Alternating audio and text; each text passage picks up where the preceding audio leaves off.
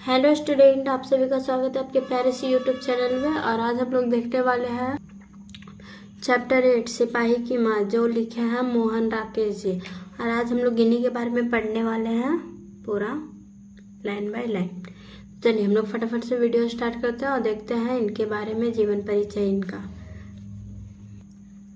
यही है मोहन राकेश जी और आज हम लोग को देखने वाले हैं इन्हीं के बारे में। ये यहाँ पे देख सकते हैं आप लोग मोहन राकेश जी, और इनके बारे में पूरे अच्छे से हम लोग देखने वाले हैं।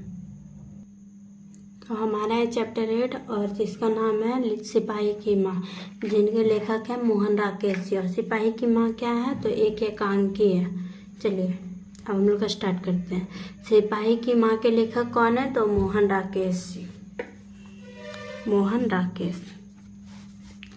अब देखिए हम लोग देखने वाले हैं इनका जन्म कब हुआ था, तो 8 जनवरी 1925 को।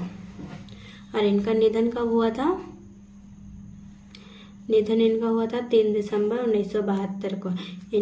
इनका जन्म स्थान क्या है, तो झंडी वाली गली, अमृतसर पंजाब में। इनका जन्म हुआ था अमृतसर पंजाब में। और इनका बचपन का नाम क्या था, तो मदन मोहन गुगलानी इनका बचपन का नाम था। बचपन में यही नाम इनका था। और अब इनका नाम क्या है, मोहन राकेश। चलिए इनके माता पिता के देखते हैं क्या नाम था। माता का नाम था बच्चन कौर और पिताजी का नाम था करमचंद गुगलानी, जो कि पेशे से क्या थे, तो पेशे से वकील थे और साहित्यिक सांस्कृतिक संस्थाओं से इनका काफ़ी ज़्यादा जुड़ाव था। अब देखते हैं इन्होंने शिक्षा कहाँ कहाँ से किया, तो एमए इन्होंने संस्कृत से किया।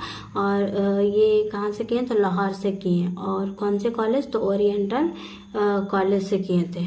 और फिर एक बार और 2 बार इन्होंने एमए किया था, एक बार संस्कृत से और एक बार किया था इन्होंने हिंदी से, जो जालंधर से किए थे। चलिए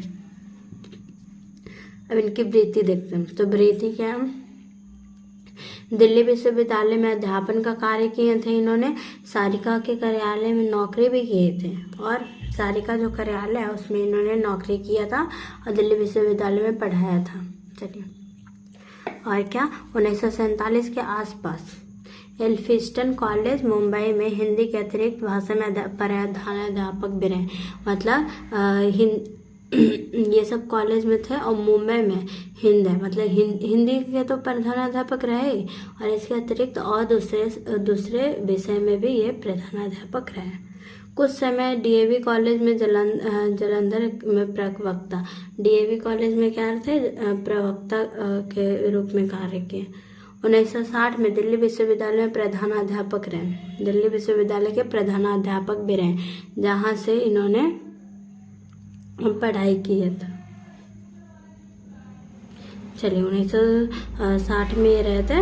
और बात करें इनकी, तो अभी इनका है 1962 में सारिका के संपादक ये रहे थे।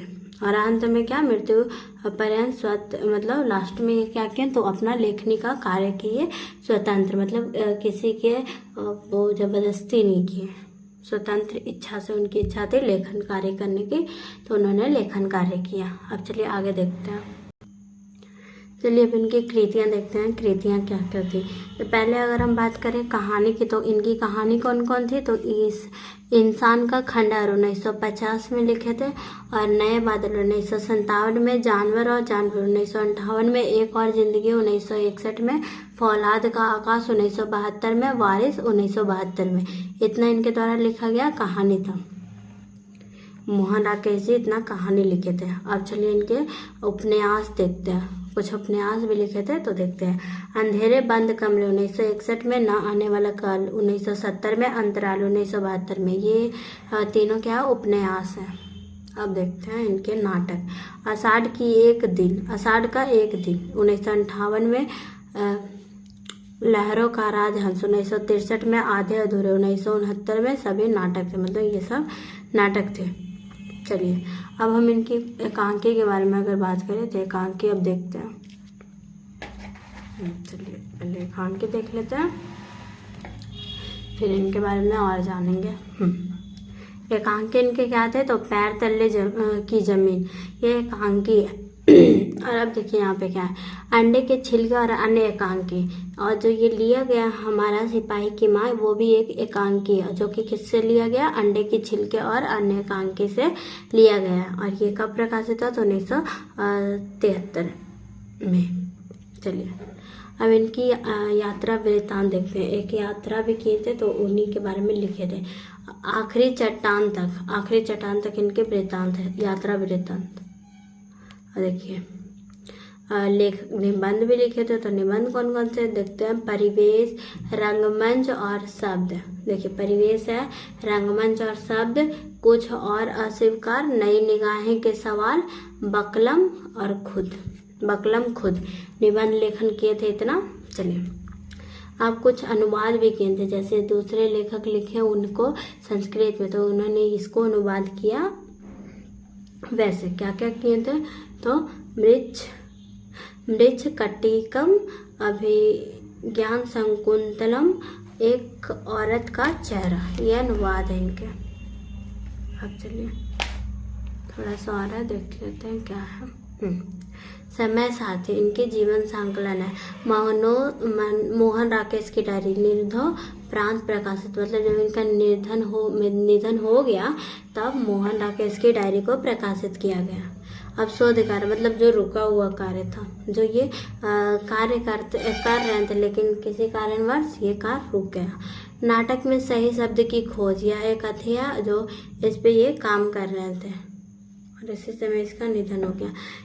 विषय पर नेहरू फेलोशिप के अंतर्गत कार्य पूरा नहीं कर पाए, मतलब ये काम स्टार्ट तो किए किंतु पूरा नहीं कर पाए। चलिए इसी के साथ इनका हमने अच्छे से जीवन परिचय देख चुके हैं और ये समाप्त हो चुका है।